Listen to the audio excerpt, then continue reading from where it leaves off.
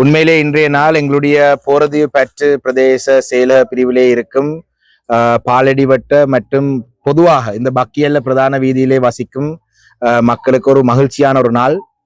எங்களுடைய நீண்டகால ஒரு முயற்சியாக இருந்த இந்த பாலடிவட்ட இராணுவ முகாம் இருந்த இடத்திலே எங்களுடைய பாலடிவட்டைக்கான சந்தை, நான் 60ஆம் ஆண்டுகளிலே ஆரம்பிக்கப்பட்ட அந்த சந்தை பிற்காலத்திலே 80, 90, 2000 ஆண்டுக்கு பிறகு முழுமையாக இராணுவ கட்டுப்பாட்டிலே இருந்த அந்த காணியை மீண்டும் எங்களுடைய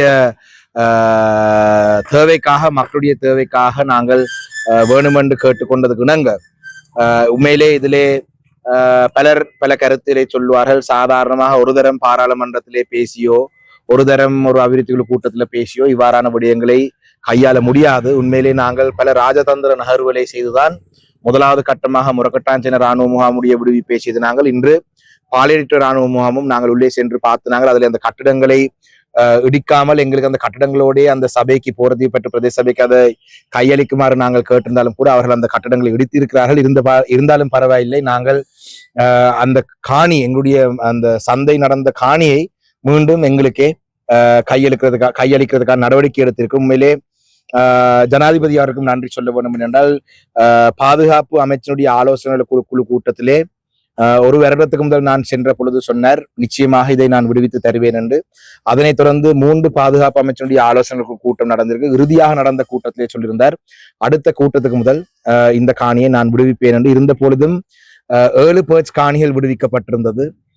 இராணுவத்தை சேர்ந்தவர்கள் இல்ல 7 பேர்ச் தான் தரலாம் என்று சொன்னால் நாங்கள் அதை இணங்கவில்லை, அதை ஏற்றுக்கொள்ள முடியாது என்று நாங்கள் சொல்லி இன்று முழுமையாக அந்த காணியை எங்களிடம் கையளிக்கிறதுக்கான நடவடிக்கை எடுத்துக்கொண்டிருக்கிறார்கள். அந்த வகையிலே அதிலே போரதீவு பற்று பிரதேச சபையினுடைய கௌரவ தவிசாளர், துணை தவிசாளர், உறுப்பினர்களுக்கும் உண்மையிலே இதிலே பங்கு இருக்கிறது. என்றால் போரதீவு பற்று பிரதேச சபை தெரிவு செய்யப்பட்டதுக்கு பிறகு இந்த காணி நான் பல வருடங்களாக இந்த காணி எங்களுக்கு வேணுமென்ற கோரிக்கை முன்வைத்த பொழுதும் கூட இல்லை, இதுக்கு மாற்று காணி இருக்கு, உள்ளே நாங்கள் சந்தை கட்டி கொடுத்திருக்கிறோம், வேற காணி வழங்கி இருக்கிறோம், அங்கு இந்த காணி தேவைப்படாது என்றெல்லாம் பல பொய்யான தகவல்களை இராணுவத்தை சேர்ந்தவர்கள் வழங்கி கொண்டே இருந்தார்கள்.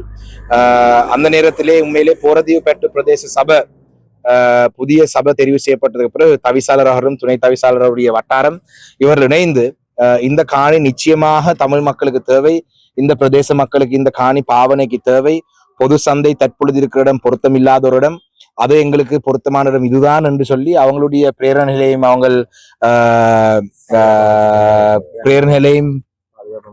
பாதுகாப்பு அமைச்சு, ஜனாதிபதி போன்றவர்களுக்கு அவர்களுடைய பங்களிப்பும் இதில் இருந்தது. அதே போலதான் எங்களுடைய தபால் நிலையத்திலே இருந்த சகோதரரையும் நாங்கள் மறக்க இயலாது. நான் நினைக்கிறேன் இந்த விடயம் சம்பந்தமாக எங்களை எல்லாரையும் விட அவருடைய பேர் என்ன, ரமேஷ் அவர்கள், நான் நினைக்கிறேன் அவருடைய அயராது முயற்சி, நான் நினைக்கிறேன் இந்த விடயம் சம்பந்தமாக முதலாக அவர் என்னை 2016-17 காலப்பகுதியிலே என்னை வந்து சந்தித்திருந்தார். நான் நினைக்கிறேன் அவருடைய ஒரு தொடர்ச்சியான அழுத்தம் எங்களுக்கு இதிலே இருந்தது. அதையும் நான் இந்த இடத்தை சொல்லிக் கொள்ள வேண்டும். அந்த வகையிலே மிக விரைவாக இந்த காணியை எங்களிடம் பிரதேச சபையிடம் இது ஒப்படைக்கிறது. நான் நினைக்கிறேன் பிரதேச செயலகத்திலே தான் ஒப்படைப்பார்கள். உடனடியாக அது பிரதேச செயலகம் பிரதேச சபைக்கு கையளிக்க வேண்டும். அதனைத் தொடர்ந்து மிக விரைவாக மீண்டும் பாலடிவட்ட சந்தை பிரமாண்டமான முறையிலே இந்த இடத்திலே இயங்கும் என்றதை சொல்லி இதிலே சம்பந்தப்பட்ட அனைவருக்கும் நன்றிகளை இந்த இடத்தை சொல்லிக்கொள்ளும். நன்றி.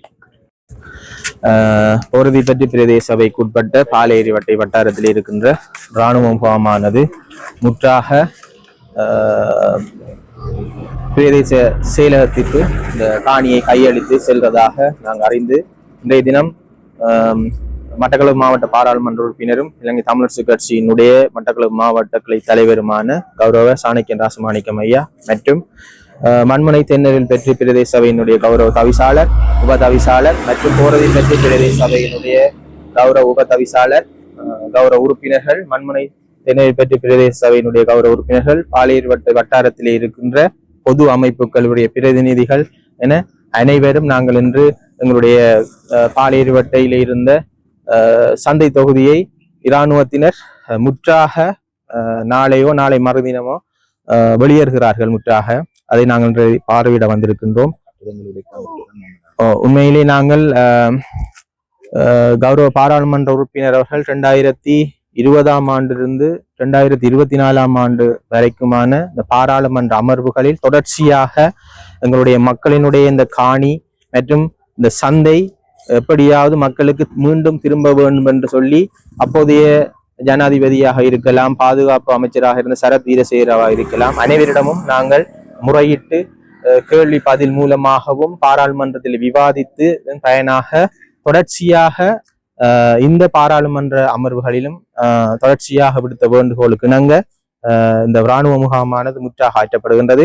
நாங்கள் இன்றைய தினம் இந்த இராணுவ முகாமுக்குள்ளே இருக்கின்ற கட்டிடங்களை பார்வையிடத்தான் வந்து நாங்கள். ஏனால் கடந்த காலங்களிலே இந்த சந்தை தொகுதியானது மிக பிரமாண்டமான முறையிலே மிகவும் சிறப்பான முறையில் இயங்கியது.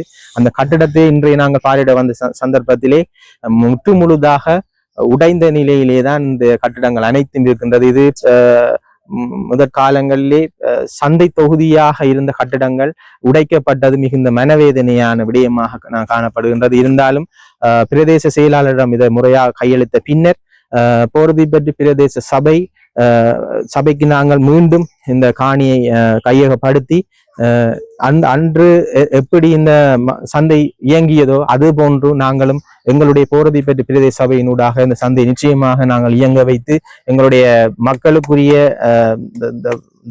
பொருளாதார மேம்படுத்தலையும் நாங்கள் போரதிப்பட்டி பிரதேச சபை ஊடாக இந்த சந்தையை இயங்குவதன் மூலமாக நாங்கள் ஏற்படுத்துவோம் என்று கூறி இந்த போரதிப்பட்டி பிரதேச சபையானது இலங்கை தமிழரசு கட்சியின் வசம் வந்த பின்னர் நடந்த 4வது சபை அமர்வில் 2வது சபை அமர்வில் நாங்கள் இலங்கை தமிழரசு கட்சியினுடைய கௌரவ உறுப்பினர்களின் வேண்டுகோளுக்கு இணங்க அந்த பிரேரணை ஏற்றுக்கொள்ளப்பட்டு பாதுகாப்பு அமைச்சு ஜனாதிபதி என அனைவருக்கும் நாங்கள் வேண்டுகோள் ஒன்று விடுத்த நாங்கள் இந்த இராணுவ முகாமானது முற்றுமுழுதாக அகற்றப்பட வேண்டும் என்ற அந்த வேண்டுகோளையும் கௌரவ பாராளுமன்ற உறுப்பினர் சாணிக்கன் ராசமாணிக்கம் ஐயா விடுத்த வேண்டுகோளையும் கருத்தி கொண்டு உடனடியாக இந்த இராணுவத்தை விடுவித்த பாதுகாப்பு அமைச்சர் ஜனாதிபதிக்கு நாங்கள் நன்றியை தெரிவிப்பதோடு எதிர்வரும் காலங்களில் மிக சிறப்பான முறையிலே இந்த ஊர் மக்களுடைய ஆதரவுடனும் இந்த சந்தை மீண்டும் இயங்கும் என்றதை நான் இந்த இடத்துல தெரிவித்துக் கொள்கிறேன்.